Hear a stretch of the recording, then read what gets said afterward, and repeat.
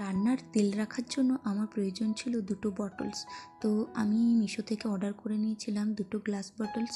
তো তার সাথে আর কি কি ছিল সেটাই তোমাদের সাথে আজকে শেয়ার করব। তো প্রথমত ছিল একটা চোঙ, যেটাতে আমি ইজিলি বটলসের মধ্যে তেলটাকে ঢালতে পারবো। আর ছিল 6টা ছোট ছোট জার, আর ছিল দুটো কর্ক। আর প্যাকেজিংটা ভীষণ সুন্দর ছিল, কোনোভাবেই ড্যামেজ হয়নি এই প্রোডাক্টগুলো। আর ছিল দুটো ব্রাশ, যেটাতে আমি তেল কড়াইয়ের মধ্যে ইজিলি স্প্রেড করতে পারবো। দেখো, এটা হচ্ছে সেকেন্ড কর্ক। আর আমার দুটো পছন্দের বটলস হচ্ছে এই দুটো। প্যাকেজিংটা দেখছো এত সুন্দর, বটলসগুলো ভাঙার কোনো চান্সই নেই।